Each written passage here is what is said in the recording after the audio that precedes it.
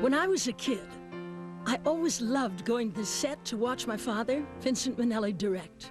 What I remember is he would either sit quietly in his chair, or else he was a crazy person. He was like the czar. He was a perfectionist. He so cared about how things looked. No detail was ever too small to matter. I got Rhythm, I got music, I got my gal, who could ask for anything more? My father came to MGM in 1940 with the reputation of a successful New York stage director and set designer. He had a special contract with the studio which gave him a year to watch, to learn everything about film, at full salary, mind you. One of the things that really struck him was the restriction of the camera movement. It could only move horizontally or vertically. He thought, why can't the camera move in all directions, like a person or another character in the film? So my father invented the crab dolly, which is kind of based on the principle of a wheelchair. It can go anywhere you want it to go, therefore opening up new possibilities not only for himself, but for every other filmmaker.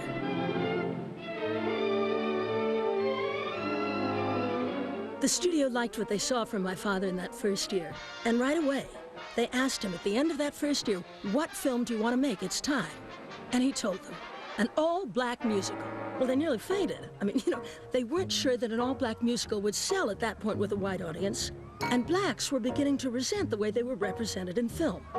In the end, he made the characters so stylish and the environment so exciting that everybody thought it was just wonderful.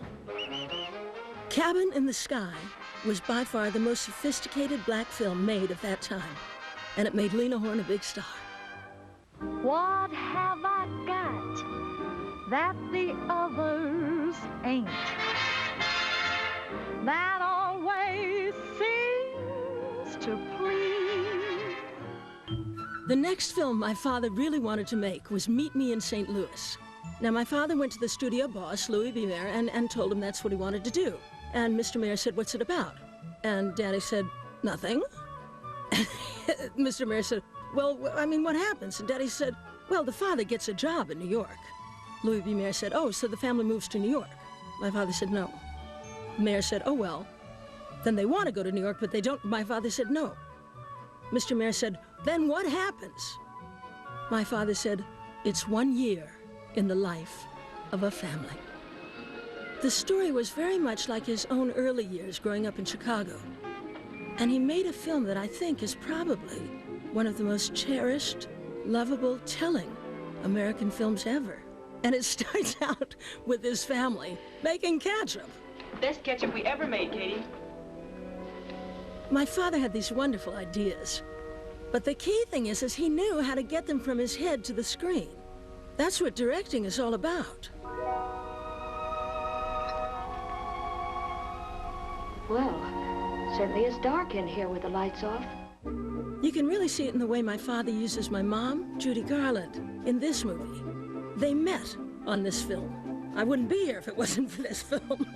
See, she didn't want to even make this film because she was 22 and she didn't want to play teenagers anymore. But he took her, the way he photographed her, the way he saw her, his vision of her, took her literally from teenager to lovely young woman. It was magical for my mother and a giant hit for MGM. Clang, clang, clang went the trolley. Ding, ding, ding went the bell. Zing, zing, zing went my heartstrings. From the moment I saw him, I fell. My father's vision as a filmmaker was there from the start. That visual genius and that command of the craft carried him through over 30 incredible films. Now, he was the only director at Metro that was allowed to direct all different kinds of pictures, and his style always came through. It wasn't just a movie. It wasn't MGM.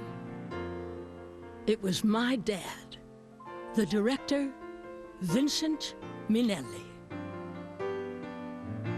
For Turner Classic Movies, I'm Liza Minnelli.